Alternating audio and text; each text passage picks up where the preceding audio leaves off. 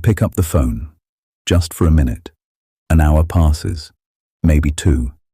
You have read things you do not care about, watched videos you will not remember, scrolled past faces of people you do not know. And when you put the phone down, you feel worse than before you picked it up. Not tired, not sad, something harder to name than either of those, a kind of hollow, a flatness, the sense that you spent 2 hours somewhere and arrived nowhere. Here is what I need you to understand. That feeling has a name. It is one of the oldest psychological observations in recorded history, and it was deliberately removed from our language in the 6th century by a committee. The year is 375 AD, the Egyptian desert. A Greek monk named Evagrius Ponticus had been living in isolation for years, studying the inner lives of the men around him.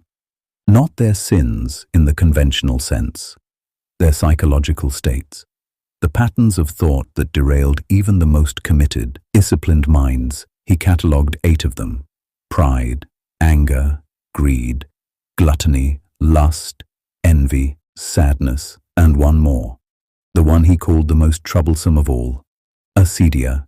He described it precisely, not vaguely, precisely, a state of deep spiritual and emotional listlessness, a weariness of the soul that combines restlessness, boredom, and an inability to care about things you know matter to you, not depression.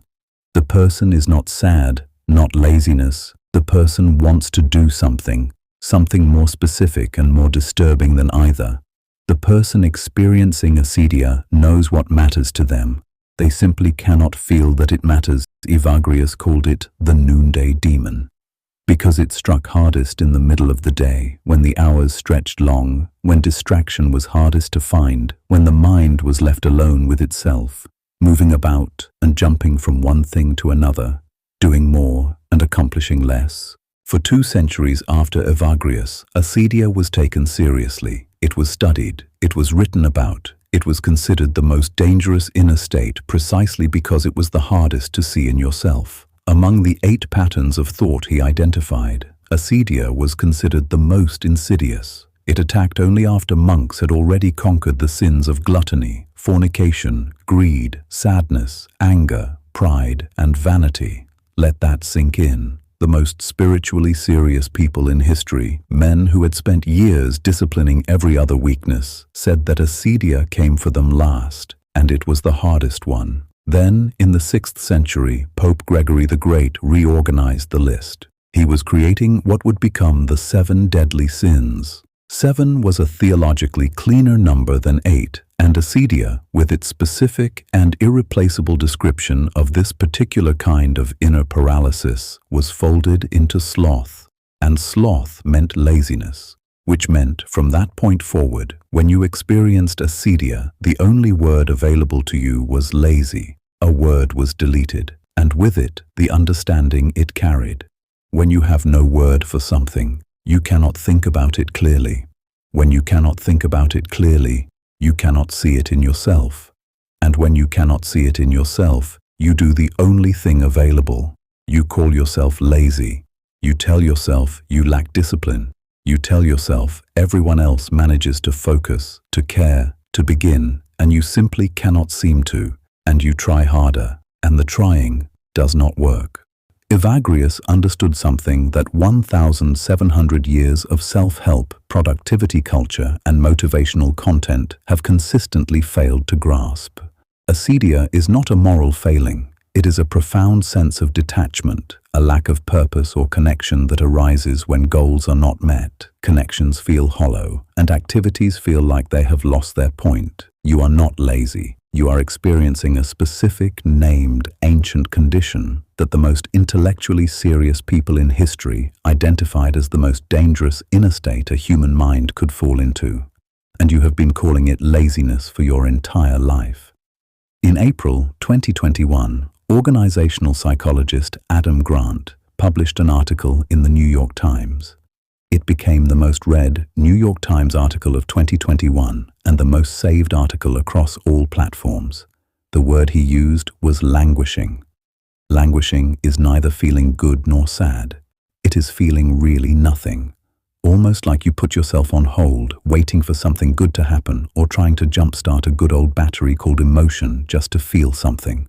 The article went viral because millions of people read it and thought the same thing. Oh, so that is what it is called. But here is what that article did not say. There used to be an eighth deadly sin called Acedia, defined as a want of interest in life. Languishing was not a new discovery. It was a rediscovery of what the monks had already named precisely 16 centuries earlier. Now back to where we started. The phone, the 2 hours, the hollow feeling after. Evagrius described what a monk gripped by Acedia would do. He would feel an overpowering urge to leave his cell, to go somewhere, to do something else, anything else. Not because there was somewhere specific to go, but because sitting with himself in stillness had become unbearable. The phone is the cell door. When individuals feel bored, they begin scrolling for relief. However, this is an ineffective coping strategy. Mindless scrolling often intensifies boredom rather than alleviating it. And here is the neuroscience of why. Dopamine is not a pleasure chemical. It is a seeking chemical. The brain releases the biggest dopamine spike before a reward arrives, not after it. Digital platforms remove every barrier. Each swipe teaches the algorithm what keeps you on the hook: your fear, your curiosity, your outrage, your loneliness, your boredom. And this denies the nervous system a completion cue, which means your brain will not naturally disengage. You do not exit because the loop never closes. The monk wanted to leave his cell, but there was nowhere to go. You pick up the phone, but the scroll never ends. Same mechanism, same state, different century. The brain develops tolerance through the downregulation of dopamine receptors to protect itself from constant overstimulation. Consequently, normal activities like reading or walking no longer provide enough signal to be enjoyable, leading to physiological restlessness. You are not bored because nothing is happening. You are bored because your brain has been trained to need more stimulation than reality can provide. So how do you know if what you are experiencing is acedia and not simply a bad week or ordinary tiredness or clinical depression? There are 3 specific patterns Evagrius identified, and modern psychology has since confirmed in different language. Sign 1. You feel restless and stuck simultaneously. Not one or the other, both at once. You cannot sit still and you cannot figure out what to do. You want to begin something but nothing feels worth beginning. You are not calm enough to rest and not motivated enough to work. A fidgety feeling like you cannot sit still but at the same time cannot figure out what to do with yourself. Avoiding tasks, even those with deadlines. Starting something, then mentally wandering off with it half done. Evagrius called this the specific signature of acedia. Not laziness, which is an unwillingness to begin. Acedia, which is the inability to stay. Sign 2.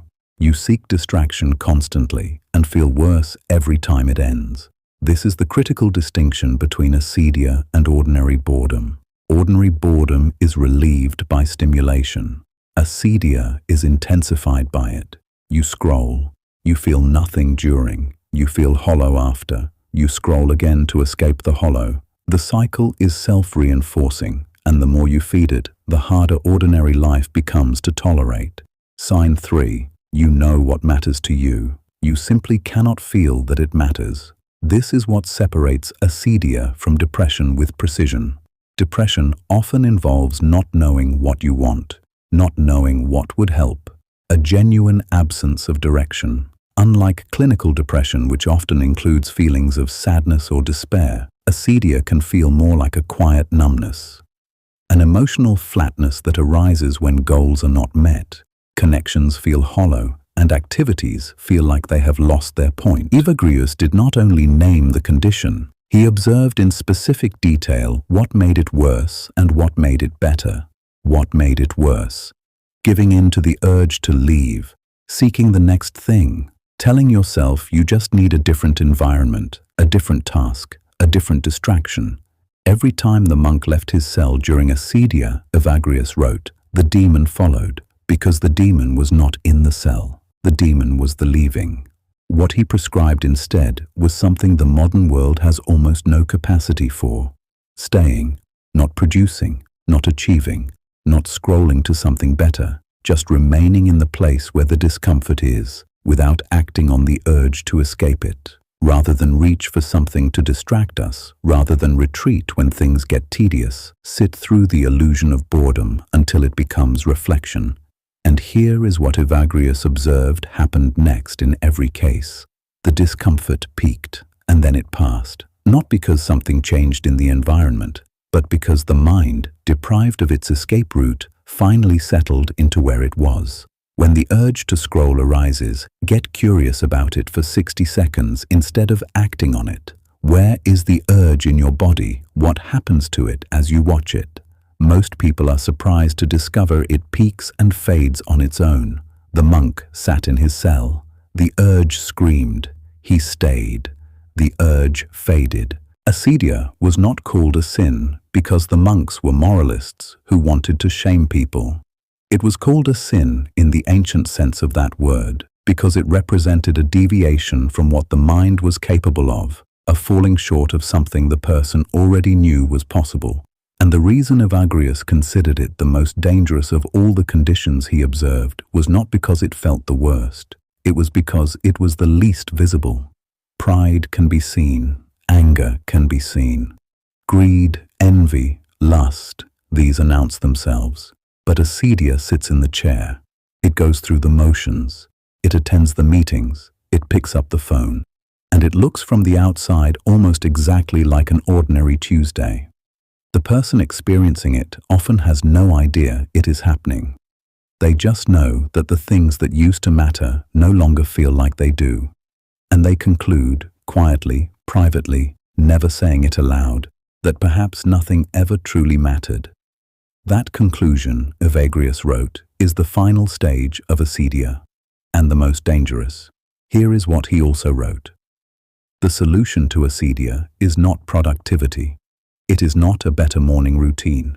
It is not a different app. It is the willingness to sit with yourself in the exact place where the flatness is, long enough to discover that underneath the flatness, something is still there, something that has not stopped caring. It has just been buried by the noise. The monks had a word for this. We lost it. But the feeling never went anywhere. Adam Grant's article about languishing was the most read piece of writing published anywhere in 2021 because millions of people read it and recognized themselves. What Grant was describing, without knowing the older word for it, was exactly what Evagrius Ponticus observed in the Egyptian desert in 375 AD. This condition has been with us for as long as we have had minds capable of reflection. It is not a generation's problem. It is not a phone problem, productivity problem. It is a human problem. And it has a name. If this described something you recognize, drop a comment with one word. Cell. If you understand why, you stayed long enough to find out. Subscribe if you want more things that have been sitting in old books for centuries, waiting for someone to find them again. See you in the next one.